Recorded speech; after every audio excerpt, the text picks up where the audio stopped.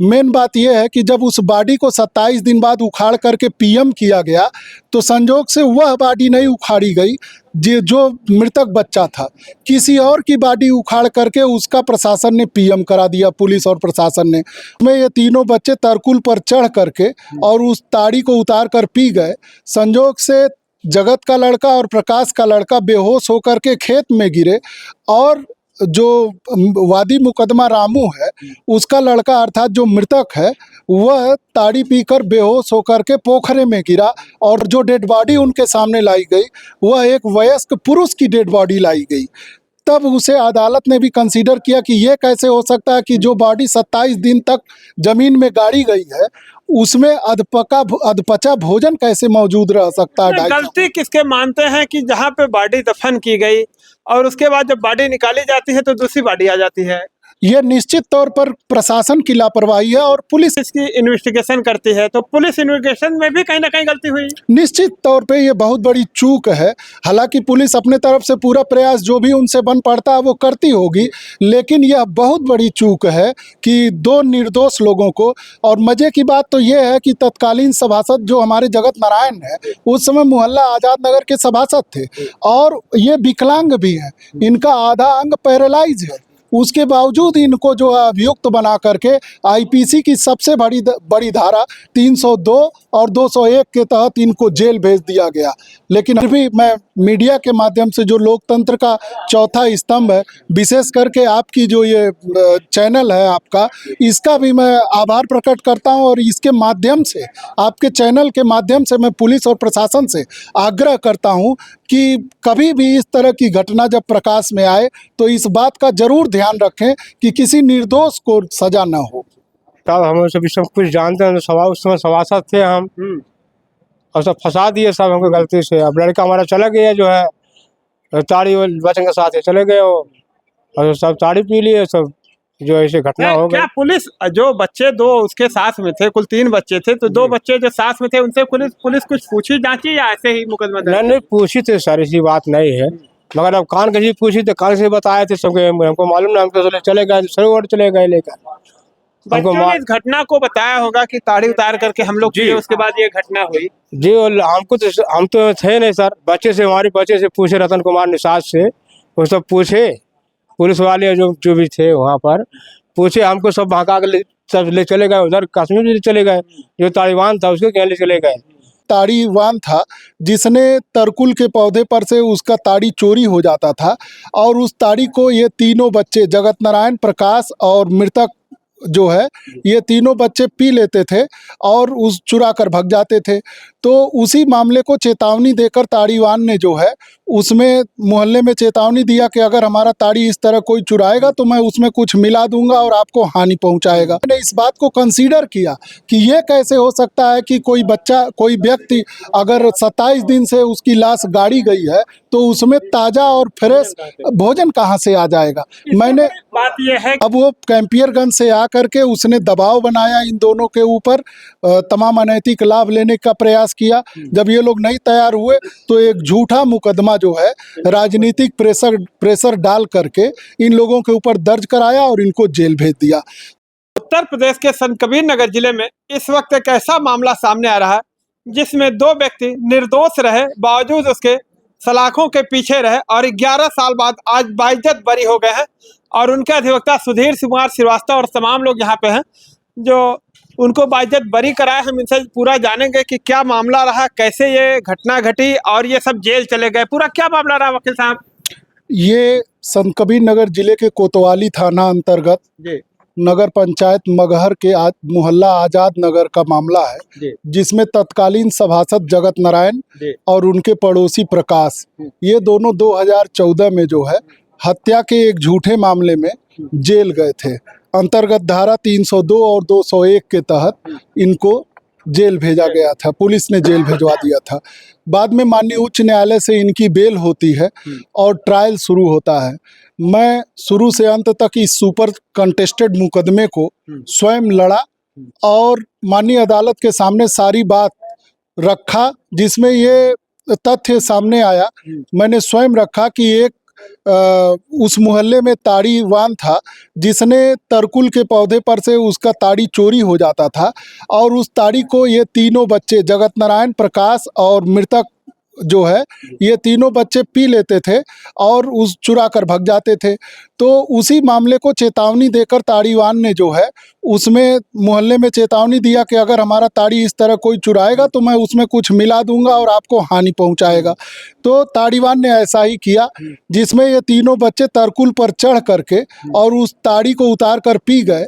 संजोग से जगत का लड़का और प्रकाश का लड़का बेहोश होकर के खेत में गिरे और जो वादी मुकदमा रामू है उसका लड़का अर्थात जो मृतक है वह ताड़ी पीकर बेहोश होकर के पोखरे में गिरा और दम घुटने से उसकी मृत्यु हो गई। बाद में रामू जो बॉम्बे में कमाता था, जब इस मामले को सुना तो 15 दिन बाद वापस आता है मगहर में और जब देखता है कि मगहर के संभ्रांत लोगों ने इस घटना पे दुख जताते हुए उस बच्चे के लाश का ससम्मान कफन दफन कर दिया था, तो वह रामू किसी अपने गांव जाता है जो कैंपियरगंज का रहने वाला है और रामू की ससुराल जो है मगहर में रहती है और रामू का लड़का मृतक जो है वो यहाँ मिठाई के घर रह करके, वो अपने नानी के घर रह करके अपना पढ़ाई लिखाई करता था या लालन पालन उसका होता था। 11 साल तक हम ये मुकदमा अदालत में लड़े और आज दूध का दूध पानी का पानी हो गया। हम अदालत के सामने सर झुकाते हैं, हमारे क्लाइंट को आज न्याय मिला है, इसके लिए हम अदालत का आभार प्रकट करते हैं। अब वो कैंपियरगंज से आकर के उसने दबाव बनाया इन दोनों के ऊपर, तमाम अनैतिक लाभ लेने का प्रयास किया। जब ये लोग नहीं तैयार हुए तो एक झूठा मुकदमा जो है राजनीतिक प्रेशर डाल करके इन लोगों के ऊपर दर्ज कराया और इनको जेल भेज दिया। हमने अदालत के सामने जब गवाही हुई तो सारे मामले में सभी गवाहों को मैंने क्रॉस किया, उनका जिरह किया और कमोवेश ये बात प्रकट हुई कि यह जो है ताड़ी पी करके ही बच्चा जो है उसमें डूब कर मरा था पोखरे में, किसी ने इसकी गला दबा करके हत्या नहीं की थी। संजोग देखिए, और मेन बात यह है कि जब उस बॉडी को 27 दिन बाद उखाड़ करके पीएम किया गया तो संजोग से वह बॉडी नहीं उखाड़ी गई जो मृतक बच्चा था, किसी और की बॉडी उखाड़ करके उसका प्रशासन ने पीएम करा दिया, पुलिस और प्रशासन ने। और डॉक्टर साहब ने लिखा कि उस बॉडी के अंदर जो फ्रेश बॉडी है और उसमें अभी अधपचा भोजन भी 250 ग्राम उस शरीर में मौजूद है और जो डेड बॉडी उनके सामने लाई गई वह एक वयस्क पुरुष की डेड बॉडी लाई गई। तब उसे अदालत ने भी कंसीडर किया कि ये कैसे हो सकता है कि जो बॉडी 27 दिन तक जमीन में गाड़ी गई है उसमें अधपचा भोजन कैसे मौजूद रह सकता है। गलती किसके मानते हैं कि जहाँ पे बॉडी दफन की गई और उसके बाद जब बॉडी निकाली जाती है तो दूसरी बॉडी आ जाती है? ये निश्चित तौर पर प्रशासन की लापरवाही है और पुलिस की लापरवाही है। इसमें इन्हें सजगता बरतनी चाहिए थी कि कम से कम जिस बच्चे का कफन दफन ससम्मान 12 साल के बच्चे का किया गया उसकी लाश न निकाल करके इन लोगों ने एक वयस्क पुरुष की ताजी लाश निकाल करके उसका 27 दिन बता करके और उसका पीएम करा दिया।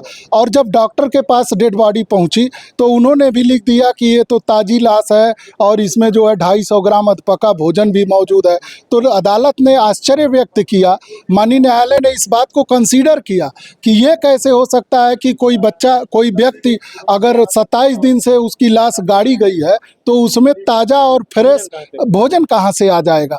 मैंने बात यह है कि जैसे जब मुकदमा लिखा जाता है पुलिस इसकी इन्वेस्टिगेशन करती है तो पुलिस इन्वेस्टिगेशन में भी कहीं ना कहीं गलती हुई। निश्चित तौर पे ये बहुत बड़ी चूक है। हालांकि पुलिस अपने तरफ से पूरा प्रयास जो भी उनसे बन पड़ता है वो करती होगी, लेकिन यह बहुत बड़ी चूक है कि 2 निर्दोष लोगों को। और मज़े की बात तो ये है कि तत्कालीन सभासद जो हमारे जगत नारायण है उस समय मोहल्ला आज़ाद नगर के सभासद थे और ये विकलांग भी हैं, इनका आधा अंग पैरालाइज है। उसके बावजूद इनको जो है अभियुक्त बना करके आईपीसी की सबसे बड़ी धारा 302 और 201 के तहत इनको जेल भेज दिया गया। लेकिन हमको न्यायालय पर पूरा भरोसा था, हमारे क्लाइंट हमारे साथ जुड़े रहे। 11 साल तक हम ये मुकदमा अदालत में लड़े और आज दूध का दूध पानी का पानी हो गया। हम अदालत के सामने सर झुकाते हैं, हमारे क्लाइंट को आज न्याय मिला है, इसके लिए हम अदालत का आभार प्रकट करते हैं। इतने दिनों तक जो ये दुश्वारियां झेले उसकी भरपाई कैसे हो पाएगी? अब ये हमारे क्लाइंट के ऊपर निर्भर करता, अगर ये चाहे तो मैलिशियस प्रोसिक्यूशन का मुकदमा पुलिस के खिलाफ और वादी मुकदमा के खिलाफ कर सकते हैं। चूँकि ये बहुत बेहद गरीब हैं, गरीबी रेखा के नीचे आते हैं, तो इनके लिए यह संभव नहीं है। लेकिन फिर भी मैं मीडिया के माध्यम से, जो लोकतंत्र का चौथा स्तंभ है, विशेष करके आपकी जो ये चैनल है आपका, इसका भी मैं आभार प्रकट करता हूं, और इसके माध्यम से, आपके चैनल के माध्यम से मैं पुलिस और प्रशासन से आग्रह करता हूं कि कभी भी इस तरह की घटना जब प्रकाश में आए तो इस बात का जरूर ध्यान रखें कि किसी निर्दोष को सजा न हो। वो लौटते हैं हमारे साथ। देखिए, ये अभियुक्त हैं जिनके वो अभियुक्त बनाया गया था। क्या मामला रहा, कैसे आप जेल चले गए? अरे साहब, हम सभी सब कुछ जानते हैं, सभा उस समय सभासद थे हम, और सब फंसा दिए सब हमको गलती से। अब लड़का हमारा चला गया जो है ताड़ी और बच्चन के साथ चले गए वो, और सब ताड़ी पी लिए सब, जो ऐसे घटना हो गई। क्या पुलिस, जो बच्चे दो उसके साथ में थे, कुल 3 बच्चे थे, तो 2 बच्चे जो साथ में थे उनसे पुलिस कुछ पूछी जांची या ऐसे ही मुकदमा दर्ज? नहीं पूछी थी सर, ऐसी बात नहीं है, मगर अब कान कहीं पूछी तो कान से बताए थे सबके, हमको मालूम नहीं, हम तो चले गए सरोवर चले गए लेकर।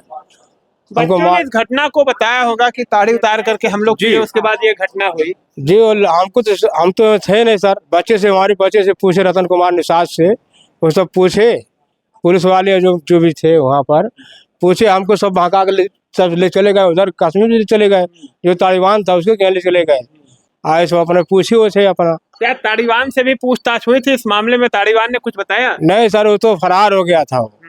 हम गए वहाँ पर, जो पुलिस वाले हमको ले गए, मगर हम वो उसको मुलाकात नहीं हो पाए। जब मुकदमा दर्ज हो गया आप लोगों के ऊपर, तो क्या कभी आप लोग उससे मिलने का प्रयास किए कि जो तालिबान है उससे बातचीत किया जाए, पूरा क्या मामला रहा, कैसे ये सब हुआ?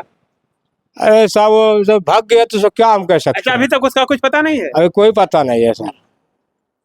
वकील साहब, देखिए, जिस तरह से ये लोग बता रहे हैं तो इसमें पुलिसिया बड़ी लापरवाही सामने आ रही है। पुलिस अगर सही से इन्वेस्टिगेशन की होती तो निश्चित जो निर्दोष व्यक्ति थे ना, ये जेल के सलाखों के पीछे जाते, ना इनको मुकदमा लड़ना पड़ता है।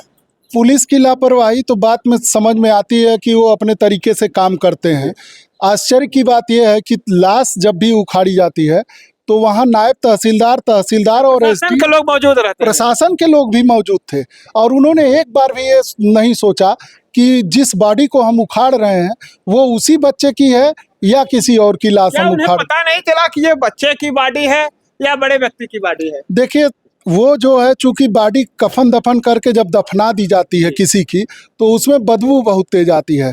तो अमूमन व्यवहारिक तौर पर जो हम लोग देखते हैं कि प्रशासन के लोग दूर खड़े रहते हैं और उसे 2 मजदूर खन के निकालते हैं और कपड़े में लपेट करके, और पीएम के लिए एक खाना पूर्ति जो होती है वो कर दिया जाता है। ये व्यवहारिक तौर पे जो प्रशासन के लोग जब जाते हैं बॉडी निकालने के लिए, अपनी ड्यूटी को सही तरीके से नहीं निभाते। निश्चित तौर पे ये लापरवाही हुई है, तभी ऐसा हुआ है, जहाँ तक मैं समझ पा रहा हूँ। ऐसे में पुलिस और प्रशासन के लोगों से आप क्या अपील करना चाहेंगे कि इस तरह से जो निर्दोष बेवजह जुर्म सह रहे हैं, जिनका कोई मतलब नहीं था, अगर वो शुरुआत में ही देखा गया होता तो यहाँ तक मामला ही नहीं पहुँचता, ये लोग भी निर्दोष शुरू में ही निर्दोष होते। निश्चित तौर पर अगर सजगता बरती गई होती तो 2 बेगुनाह को जो है बेवजह न जेल जाना पड़ता, और ना ही यहाँ से लेकर के और माननीय उच्च न्यायालय इलाहाबाद तक इनको न लड़ना पड़ता, बेल के लिए न प्रेयर करना पड़ता, और न 11 साल तक इनको न्यायालय का चक्कर काटना पड़ता। तो मैं अपील करूँगा आपके चैनल के माध्यम से अपने प्रशासन के लोगों से, पुलिस के लोगों से, कि जब भी इस तरह की घटना प्रकाश में आती है तो थोड़ी सी जो है सजगता बरतें, ताकि किसी बेगुनाह को जो है इस तरह से सजा न मिले। अभी आपने देखा कि हमारे साथ अधिवक्ता रहे और ये बताया कि पूरा मामला क्या रहा, किस तरह से ये लोग बाइज्जत बरी हुए हैं।